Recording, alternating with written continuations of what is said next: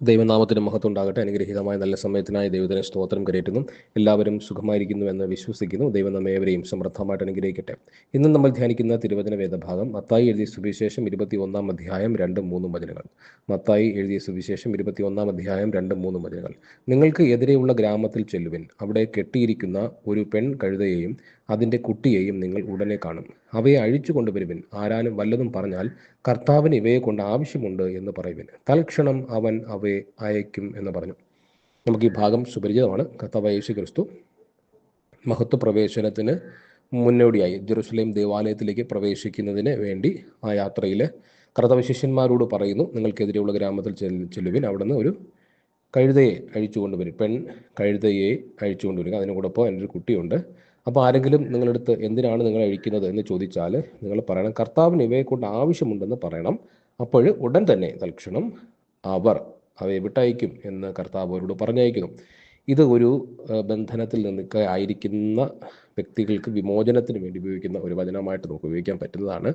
കാരണം കെട്ടപ്പെട്ട അവസ്ഥയിൽ കിടക്കുന്ന വ്യക്തികളുടെ ജീവിതങ്ങൾ, സാത്താൻ കെട്ടിയിരിക്കുന്ന ജീവിതങ്ങൾ, പല തരത്തിൽ ബന്ധനത്തിനകത്തകപ്പെട്ട ജീവിതങ്ങൾ, പലതരത്തിൽ വിശ്വാസ ജീവിതത്തിലേക്ക് കയറാൻ പറ്റാതെ സാത്താൻ ബന്ധിച്ചിരിക്കാം, ആത്മീയമായി നിൽക്കാൻ പറ്റാതെ ബന്ധിച്ചിരിക്കാം, പ്രാർത്ഥനാ ജീവിതത്തെ ബന്ധിച്ചിരിക്കാം, വിശുദ്ധ ജീവിതത്തെ ബന്ധിച്ചിരിക്കാം, റിലേഷൻഷിപ്പ് തെറ്റായ റിലേഷനുകളിൽ ബന്ധിക്കപ്പെട്ടവരാവാം, തെറ്റായ ശീലങ്ങൾ ദുശീലങ്ങളിൽ ബന്ധിക്കപ്പെട്ടവരാകാം, കുടുംബജീവിതത്തിനകത്ത് ബന്ധനങ്ങൾക്കകത്ത് അകപ്പെട്ടവരാകാം, മക്കൾ അനേകം തലമുറകൾ മക്കളൊക്കെ ഇങ്ങനെ ബന്ധനത്തിനകത്ത് അകപ്പെട്ട വ്യക്തികൾ ഉണ്ടായിരിക്കാം. അപ്പോൾ അവർക്കെല്ലാം നമ്മൾ പ്രാർത്ഥിക്കുന്ന സമയത്ത് ഈ വചനം നമുക്ക് ഉപയോഗിക്കാവുന്നതാണ്. കർത്താവിന് ഇവയെ കൊണ്ട് ആവശ്യമുണ്ട്, അതുകൊണ്ട് അവയെ ഞാൻ അഴിച്ചു പ്രാർത്ഥിക്കുന്നു. നമ്മളതിനെ അഴിക്കുകയാണ്. നമ്മൾ വ്യക്തികളെ അഴിച്ചു പ്രാർത്ഥിക്കും, നമ്മുടെ മക്കളെ അഴിക്കുകയാണ്, മക്കളുടെ മേലുള്ള ബന്ധനത്തെ അഴിക്കുകയാണ്.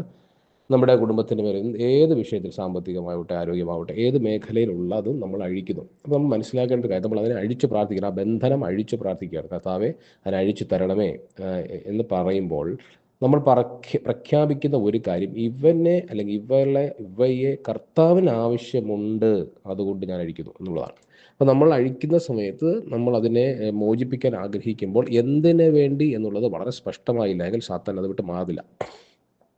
കർത്താവിന് വേണ്ടിയിട്ടാണ്. അപ്പോൾ നമ്മളുടെ മകനെ നിങ്ങൾ രക്ഷപ്പെടുത്താൻ ആഗ്രഹിക്കുന്നു, ബന്ധനം അഴിക്കുക അല്ലെങ്കിൽ ആ കുഞ്ഞിനെ മോചിപ്പിക്കാൻ ആഗ്രഹിക്കുമ്പോൾ നിങ്ങൾ അഴിക്കുന്നത് കർത്താവിന് വേണ്ടിയിട്ടാവണം. ഇവനെ കർത്താവിന് ആവശ്യമുണ്ട് എന്ന വാക്കാണ് പറയുക. കർത്താവിന് ഇവനെ കൊണ്ട് ആവശ്യമുണ്ട് എന്ന് പറയും, തൽക്ഷണം വിട്ടയക്കുന്നത്. അപ്പോൾ കർത്താവിന് ആവശ്യമുണ്ടെന്ന് പറഞ്ഞ് സബ്മിറ്റ് ചെയ്തിട്ട് വേണം നമ്മളിങ്ങനെ പ്രാർത്ഥനകൾ നടത്തുവാനായിട്ട്. എങ്കിൽ മാത്രമേ അതൊരു വിമോചനം ഉണ്ടാകും. ഒറ്റ പ്രാർത്ഥന കൊണ്ടൊരു വിമോചനം ഉണ്ടാകും എന്നുള്ളതല്ല അതിനർത്ഥം.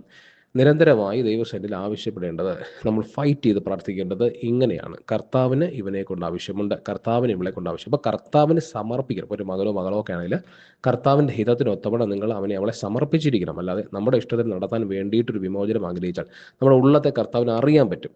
നാളെ നിങ്ങൾ പിന്തിരിയുമോ? അതുപോലെ തന്നെ നമ്മുടെ ഏത് വിഷയം, നമ്മുടെ കുടുംബജീവിതത്താവട്ടെ, നിങ്ങളുടെ സമ്പത്താവട്ടെ, കർത്താവിന് സമർപ്പിക്കണം. അത് കർത്താവിൻ്റെ ഹിതത്തിനൊത്തവണ്ണം അനേകർക്ക് കൊടുക്കാൻ പറ്റണം, ദശാംശം കൊടുക്കാൻ പറ്റണം, സുവിശേഷ വേലക്കാർക്ക് വിലയ്ക്ക് കൊടുക്കാൻ പറ്റണം. അപ്പം ഇങ്ങനെയൊക്കെ ഒരു വിശാലമായ ഹൃദയത്തോടുകൂടി മാത്രമേ നമ്മൾ ഇങ്ങനെയുള്ള മേഖലകൾക്കകത്ത് ഒരു വിജയത്തിന് വേണ്ടി നമ്മൾ പ്രാർത്ഥിക്കാൻ പാടുള്ളൂ. ഇത് കർത്താവിന് ഇവയെ കൊണ്ട് ആവശ്യമുണ്ട് എന്ന് പറഞ്ഞ് നമ്മളതിനെ കർത്താവിന് സമർപ്പിച്ച് പ്രാർത്ഥിച്ച് ആ ബന്ധനം അഴിച്ച് മോചിപ്പിച്ചെടുക്കുകയാണ് ചെയ്യുക. ഈ വചനം അങ്ങനെ ഉപയോഗിക്കാനായിട്ട് സാധിക്കുന്നതാണ്. പ്രാർത്ഥിക്കാം. കാരണം കർത്താവേ, സ്വർഗീയ പിതാവേ, വചനം കേട്ട പ്രിയപ്പെട്ട മക്കളെ അനുഗ്രഹിക്കണമേ.